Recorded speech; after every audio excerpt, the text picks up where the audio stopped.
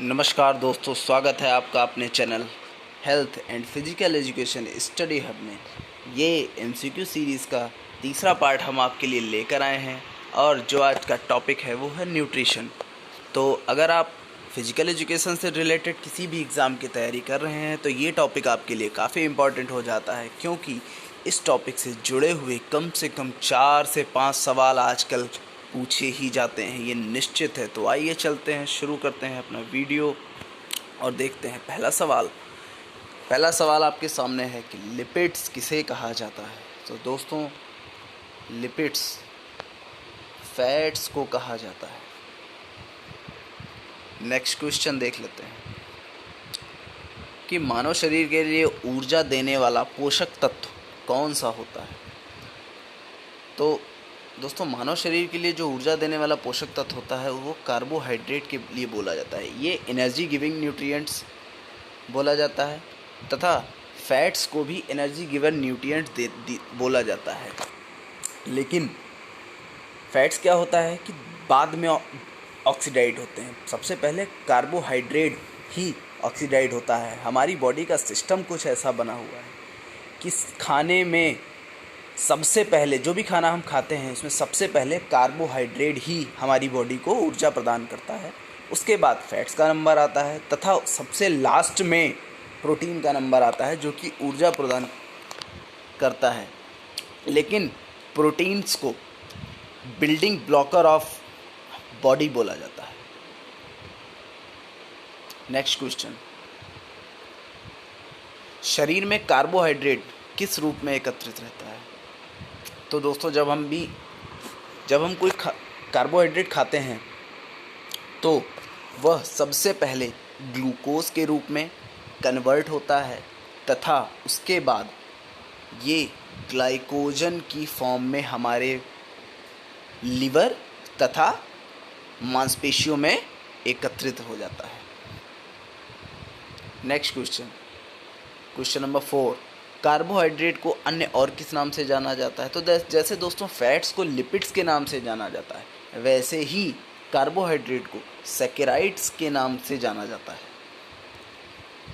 तो जहाँ कहीं भी आप सैकेराइड्स पढ़ें तो घबराएं नहीं, समझ जाएं कि ये कार्बोहाइड्रेट है। नेक्स्ट क्वेश्चन कि गाजर में कौन सा एंटीऑक्सीडेंट पाया जाता है। तो दोस्तों, आपको सबसे पहले तो ये जानना होगा कि गाजर में विटामिन ए पाया जाता है और विटामिन ए का साइंटिफिक नाम रेटिनॉल होता है।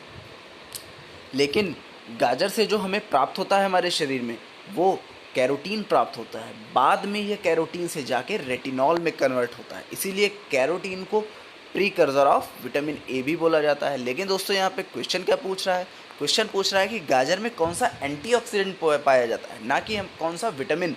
तो दोस्तों, आपको बता दें, गाजर में बीटा कैरोटीन नाम का एंटीऑक्सीडेंट पाया जाता है। दोस्तों, आजकल कोरोना वायरस में एंटीऑक्सीडेंट की उपयोगिता काफ़ी ज़्यादा बढ़ गई है, इसलिए आने वाले ज़्यादातर एग्ज़ाम्स में एंटीऑक्सीडेंट पे सवाल ज़रूर आएगा, इसलिए इस पे भी तैयारी ज़रूर करें। नेक्स्ट क्वेश्चन कि खिलाड़ी के लिए डाइट चार्ट बनाते समय सबसे महत्वपूर्ण कारक कौन सा होता है। ये ऑफ स्पोर्ट गलत इसमें टाइप हो गया है, हमारी टीम ने कर दिया है। तो season, anatomical, age and sex, nature of sports. तो दोस्तों, आपको बता दें, जब भी किसी खिलाड़ी के लिए डाइट चार्ट बनाया जाता है तो बहुत सारे कारकों को ध्यान में रखा जाता है। ऐसा नहीं कि सीधे सीधे आपने बना दिया कि नहीं भाई आपको ये खाना है, इतना ये खाना है, इतना खाना है, ऐसा नहीं होता है। सबसे पहले उसके लिए जो इम्पोर्टेंट कारक होता है वो होता है नेचर ऑफ स्पोर्ट्स। तो देखना ये होता है कि भाई खिलाड़ी गेम कौन सा खेलता है, कि वह लाइट स्पोर्ट्स खेलता है, वह मीडियम स्पोर्ट्स खेलता है, या वो हैवी स्पोर्ट्स खेलता है। पता चला वो चेस और बिलियर्ड्स का प्लेयर हो जो कि लाइट स्पोर्ट्स हैं और आपने उसका डाइट चार्ट एक वेट लिफ्टर का बना दिया हो, तो ऐसा नहीं हो सकता है। तो सबसे पहले जो इम्पोर्टेंट कारक है वो नेचर ऑफ स्पोर्ट्स को ध्यान में रखा जाता है। उसके बाद बहुत सारे कारक जैसे कि सीज़न देखा जाता है कि खिलाड़ी कौन से सीज़न में चल रहा है अभी, कि वो ऑफ सीज़न चल रहा है या कोई कंपटीशन का पीरियड चल रहा है या वो कोई प्रिपरेशन पीरियड चल रहा है या तैयारी काल जिसे बोला जाता है। उसका एनाटॉमिकल पोस्चर भी देखा जाता है कि भाई उसका वज़न क्या है, उसकी लंबाई क्या है, उसका उम्र और उसका सेक्स भी देखा जाता है कि भाई लड़कियों को कम कैलोरी की आवश्यकता होती है और लड़कों को ज़्यादा कैलोरी की आवश्यकता होती है। क्वेश्चन नंबर 7, निम्नलिखित में से किसमें विटामिन ए नहीं पाया जाता। दोस्तों मुझे लगता है ये बहुत ही आसान सवाल होगा आप सभी के लिए। विटामिन ए हमारे सोयाबीन में नहीं पाया जाता है। दोस्तों बता दें आपको, ज़्यादातर जो भी ऑरेंज या येलो चीज़ें होती हैं उनमें विटामिन ए ही ज़्यादातर पाया जाता है। क्वेश्चन नंबर 8, विटामिन के का उत्पादन कहाँ होता है। तो दोस्तों हमारे शरीर में बहुत सारे ऐसे ऑर्गन्स हैं जो कुछ न कुछ विटामिन या कैल्शियम तत्वों का उत्पादन खुद ही करते हैं। तो दोस्तों विटामिन के का उत्पादन छोटी आंत में किया जाता होता है। नेक्स्ट क्वेश्चन देख लेते हैं कि शरीर में जाकर प्रोटीन किस रूप में परिवर्तित होता है। दोस्तों आपको बता दें, जैसे कि कार्बोहाइड्रेट हमने खाया वह सबसे पहले ग्लूकोज की फॉर्म में टूटता है। हमारा फैट्स ग्लिसरॉल और फैटी एसिड में कन्वर्ट होता है। सेम वैसे ही प्रोटीन हमारा अमीनो एसिड की फॉर्म में कन्वर्ट होता है। सबसे पहले ये अमीनो एसिड की फॉर्म में कन्वर्ट होता है, उसके बाद जहाँ भी इसकी ज़रूरत होती है बॉडी उसे ब्लड के द्वारा सप्लाई कर देती है। नेक्स्ट क्वेश्चन, मोनोसैकेराइड में शुगर के कितने अणु पाए जाते हैं। तो दोस्तों मोनोसैकेराइड बोला है, अभी मैंने आपको कुछ देर पहले बताया था कि सैकेराइड किसे बोलते हैं। सैकेराइड्स कार्बोहाइड्रेट को बोलते हैं। तो यहाँ पूछ रहा है मोनोसैकेराइड। तो दोस्तों आपको बता दें सैकेराइड्स को उनके कार्बन एटम के आधार पर अलग अलग रूप में परिवर्तित किया गया है। अगर एक कार्बन एटम होता है तो वो मोनोसैकेराइड कहलाता है। अगर 2 कार्बन एटम होते हैं तो उसे डाइसैकेराइड बोला जाता है। अगर 2 या 2 से अधिक कार्बन एटम होते हैं तो उसे पॉलीसैकेराइड बोला जाता है। Next question, question number 11, vitamin D की कमी से कौन सा रोग होता है। तो दोस्तों आपने ज़्यादातर सुना होगा कि विटामिन डी की कमी से आपने रिकेट्स रोग का नाम सुना होगा। जी हाँ दोस्तों, रिकेट्स रोग होता है जो कि बच्चों में पाया जाता है, बट वयस्कों में ऑस्टोमलेशिया के नाम से ये रोग पाया जाता है। और इस रोग में होता क्या है दोस्तों, ऑस्टो सीधा सा मतलब है, ऑस्टो मतलब ये हड्डी से जुड़ा हुआ रोग है।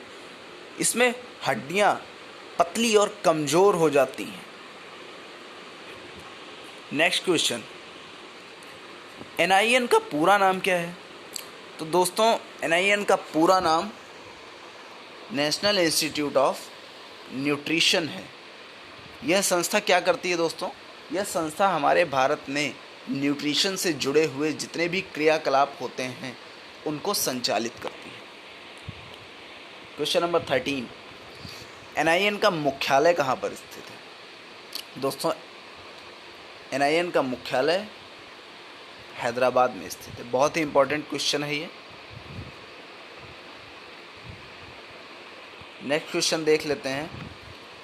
क्वेश्चन नंबर 14 है ये, किस न्यूट्रिएंट्स में नाइट्रोजन पाया जाता है। वसा में, शुगर में, प्रोटीन में या बोरान में। तो दोस्तों हमारे शरीर के लिए जो न्यूट्रिएंट्स होते हैं, फैट्स, कार्बोहाइड्रेट्स तथा प्रोटीन, उनमें सिर्फ प्रोटीन ही एक ऐसा न्यूट्रिएंट होता है जिसमें नाइट्रोजन पाया जाता है। दोस्तों ये हम आपके लिए बहुत ही मेहनत से ढूंढ के क्वेश्चन लाते हैं। तो अगर आपको ये क्वेश्चन और कंटेंट पसंद आए तो कृपया चैनल को लाइक और सब्सक्राइब जरूर करें और बेल आइकन को दबाना ना भूलें, जिससे कि जो भी मेरा नया वीडियो अपलोड हो उसकी नोटिफिकेशन तुरंत आपको मिल जाए। और दोस्तों कमेंट ज़रूर करिएगा और बताइएगा कि वीडियो में कोई कमी लगे तो ज़रूर सजेस्ट करिएगा, जिससे कि हम आपके लिए एक बेहतर से बेहतर कंटेंट ला सकें। और दोस्तों आपके लाइक और सब्सक्राइब करने से हमारा मोटिवेशन बढ़ेगा और हम आपके लिए ऐसे ही अच्छे अच्छे वीडियो लाते रहेंगे। आइए देख लेते हैं नेक्स्ट क्वेश्चन। क्वेश्चन नंबर 15 बोल रहा है कि कौन सा विटामिन हमारे शरीर में एकत्रित नहीं होता। तो दोस्तों vitamin A, B, C, D आपके सामने 4 ऑप्शन है। तो दोस्तों आपको बता दें, जो विटामिन सी होता है ये हमारी बॉडी में कहीं पे भी एकत्रित नहीं होता है। बाकी सभी जो भी विटामिन होते हैं ए, बी, डी, ई और के, ये ज़्यादातर कहीं ना कहीं पे एकत्रित हो जाते हैं, जैसे कि लीवर, मांसपेशी, छोटी आंत, बड़ी आंत, कहीं पे भी एकत्रित हो। जैसे कि अभी मैंने आपको बताया था विटामिन के हमारी छोटी आंत में एकत्रित हो जाता है। तो दोस्तों जो हमारा विटामिन सी होता है इसे डेली के डेली आपको लेना होता है, यह हमारे शरीर में एकत्रित नहीं होता। और विटामिन सी का सबसे अच्छा स्रोत क्या है? आंवला। आंवला इसका सबसे अच्छा स्रोत है। आंवला है, नींबू है, ये सब इसके बहुत ही अच्छे स्रोत माने जाते हैं। मतलब कि ज़्यादातर जो खट्टी चीज़ें होती हैं वो विटामिन सी की अच्छी स्रोत मानी जाती हैं। क्वेश्चन नंबर 16 देख लेते हैं कि 1 ग्राम प्रोटीन से कितनी कैलोरी मिलती है। तो दोस्तों बता दें आपको, 1 ग्राम प्रोटीन से 4.1 किलो कैलोरी प्राप्त होती है। दोस्तों कार्बोहाइड्रेट से 4.1 किलो कैलोरी तथा फैट से 9.1 किलो कैलोरी प्राप्त होती है। तो दोस्तों अब आप सोच रहे होंगे कि हम लोग अपनी बॉडी में फैट्स को क्यों नहीं ज़्यादा खाते हैं। तो बता दें आपको, जो फैट्स होता है ये बाद में इसका ऑक्सीडेशन काफ़ी बाद में होता है। नेक्स्ट क्वेश्चन देख लेते हैं कि हमारे शरीर में प्रोटीन का अंत किस रूप में होता है। तो दोस्तों हमारे शरीर में जो प्रोटीन होता है इसका अंत यूरिया के रूप में होता है तथा इसको हमारी किडनी प्योरीफाई कर कर बाहर निकाल देती है। क्रेटिनिन, अमोनिया, ये सब, इन सब को भी हमारे शरीर से किडनी ही बाहर निकालती है। नेक्स्ट क्वेश्चन देख लेते हैं। विटामिन डी का एक मुख्य कार्य यह भी होता है। दोस्तों विटामिन डी का एक मुख्य कार्य भोजन से कैल्शियम को अवशोषित करना भी होता है।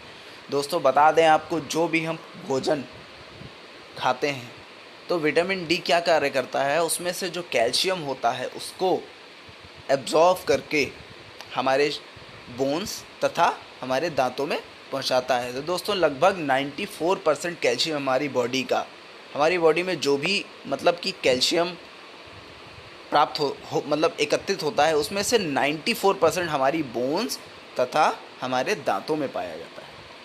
क्वेश्चन नंबर 19 देख लेते हैं कि अंडे के सफ़ेद भाग से कौन सा प्रोटीन प्राप्त होता है। तो दोस्तों अंडे के सफ़ेद भाग से एल्बुमिन प्रोटीन प्राप्त होता है।